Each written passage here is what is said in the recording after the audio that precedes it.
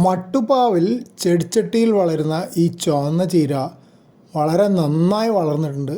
വളരെ വലിയ ഇലകളാണ്. മറ്റു ചെടിച്ചട്ടികളിൽ അടുത്ത് കാണുന്ന ചെടികൾ വളരെ ശുഷ്കിച്ചാണ് ഇരിക്കുന്നത്. ചുവന്ന ചീര കാണാം അടുത്തുള്ള ചെടിച്ചട്ടിയിലും. പിന്നെ ഇതിൽ തന്നെയുള്ള ഒരു മുളക് തൈ വളരെ മോശമായിട്ടാണ് വളരുന്നത്. ഇനിയിപ്പോൾ ഈ വലിയ ചീര മുളക് തൈന് വേണ്ട വളവും കൂടെ മുഴുവൻ വലിച്ചെടുത്തുകൊണ്ടാണോ അതോ മുളക് തൈ വല്ല തകരാറുള്ള മുളക് തൈ ആണോ എന്നറിയില്ല. വേറെ ചെടിച്ചട്ടികളിൽ ഈ മുളക് തൈൻ്റെ കൂടെയുള്ള മുളക് തൈകൾ നന്നായിട്ട് വളരുന്നുണ്ട്. ഇനിയിപ്പോൾ ചുവന്ന ചീരയുടെ മുമ്പ് പോസ്റ്റ് ചെയ്ത വീഡിയോകൾ ഇതിൻ്റെ കൂടെ ചേർക്കാം. ഈ പച്ചക്കറി തൈകൾ ഏതാണെന്ന് പറയാൻ വളരെ എളുപ്പമാണ് അല്ലേ? എല്ലാവരും എളുപ്പത്തിൽ ഉത്തരം പറയും എന്നെനിക്ക് ഉറപ്പാണ്.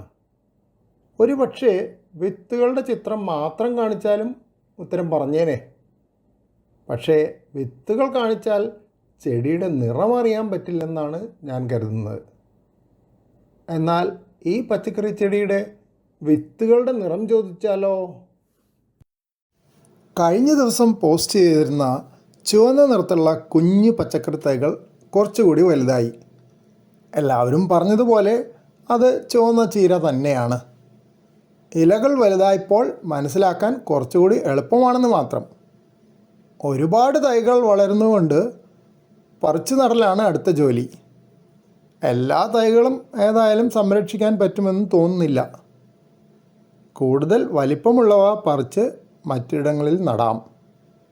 പറിച്ചെടുക്കുമ്പോൾ സമീപത്തുള്ള തൈകൾ കേടുപറ്റാതെ നോക്കാൻ നന്നേ ബുദ്ധിമുട്ടായിരിക്കും.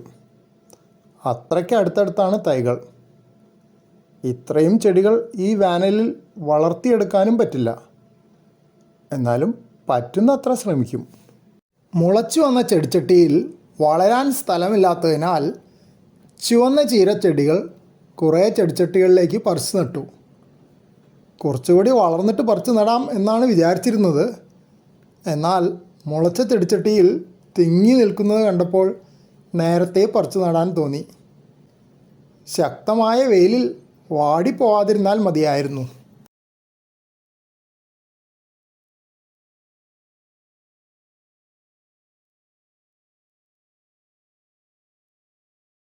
നടുന്നതിന് മുമ്പ് ചീര വിത്തുകളുടെ ഒരു വീഡിയോ ക്ലിപ്പ് എടുത്തു വച്ചിരുന്നത് കാണാം. ഒരു ചെടിച്ചട്ടിയിൽ ചുവന്ന ചീര വിത്തുകൾ നട്ടുണ്ടായ തൈകൾ മറ്റു ചെടിച്ചട്ടികളിലേക്ക് പറിച്ചു നടുകയായിരുന്നു. വിത്ത് ഓൺലൈനായി വാങ്ങിച്ചതാണ്. ഈ ചെടിച്ചട്ടിയിലാണ് ചുവന്ന ചീര ചെടികൾ ഏറ്റവും നന്നായി വളരുന്നത്. എൻ്റെ പതിവനുസരിച്ച് അടുത്ത് തന്നെ ഇലകൾ നുള്ളിയെടുത്ത് ഉപ്പരിക്കെടുക്കാനാവും. ചെറിയ തോതിലുള്ള കൃഷി ആയതിനാൽ ഞാൻ ചീര തണ്ടുകൾ മൊത്തമായി മുറിച്ചെടുക്കാറില്ല. ഈ ചെടിച്ചട്ടി ലീക്കുള്ളതിനാൽ മുറ്റത്തേക്ക് മാറ്റി. ടെറസിലെ വെള്ള പെയിൻറ്റിൽ ചെളിവെള്ളം ഒഴുകാൻ തുടങ്ങിയപ്പോൾ കൂടെ കീടബാധയെപ്പറ്റി ഒരു നിരീക്ഷണവും ആവാമെന്ന് കരുതി. സാധാരണ മുറ്റത്ത് വളർത്തിയിട്ടുള്ള ചുവന്ന ചീര ചെടികളിൽ ഇലകളിൽ ദ്വാരങ്ങളുണ്ടാക്കുന്ന കീടബാധ സർവ്വസാധാരണമാണ്. ടെറസിലും മുറ്റത്തും കീടബാധയിൽ വ്യത്യാസമുണ്ടോ എന്ന് അടുത്ത് തന്നെ അറിയാം. ഈ ചെടിച്ചട്ടിയിലും മുൻപ് കൂർക്കച്ചെടിയുടെ കൂടെ കണ്ട പോലെ അതിഥികളായി കുഞ്ഞ് വിൻക റോസിയ തൈകൾ വളർന്നു വരുന്നുണ്ട്. ചുവന്ന ചീരച്ചെടികളുടെ വളർച്ച നിരീക്ഷിക്കുമ്പോൾ എനിക്ക് ഒരു എത്തും പിടിയും കിട്ടുന്നില്ല. ഇത് കണ്ടോ, വളരെ വലിയ ഇലകളാണ് ഈ ചീര ചെടിക്കുള്ളത്. പക്ഷേ ആ ചെടിച്ചട്ടിയിൽ ഒരു ചീരച്ചെടിയേ ഉള്ളൂ. ഒരു ചെറിയ മുളക് ചെടി ഉണ്ട്, ഏകദേശം ഉണങ്ങിയ പോലെയാണ്. അടുത്ത ചെടിച്ചട്ടിയിൽ ഒരെണ്ണത്തിന് മാത്രം ഒരു തിരക്കെട്ടിലാതിൽപ്പുള്ള ഇലയുണ്ട്. പക്ഷേ ബാക്കിയെല്ലാം വളരെ ചെറുതാണ്. നമുക്ക് വേണമെങ്കിൽ പറയാം ആ ചെടിച്ചട്ടിയിൽ 5 ചീരച്ചെടികളുണ്ട്. അതുകൊണ്ടാണ് ഒന്നിനും വലിയ വളർച്ചയില്ലാത്തത് എന്ന് വേണമെങ്കിൽ പറയാം. നേരത്തെ കണ്ടത് ടെറസിലുള്ള ചീരച്ചെടികളാണ്. എന്നാൽ ഇത് നോക്കൂ, മുറ്റത്തെ ചീരച്ചെടികളാണ്. ഒരെണ്ണം നല്ല വളർച്ചയുണ്ട്, ഒരെണ്ണത്തിനൊരു മീഡിയം വളർച്ച, വേറൊരെണ്ണം വളരെ കുഞ്ഞാണ്. അപ്പോൾ ഇതിലും ഒരു ചെടി മാത്രമല്ല ഉള്ളത്.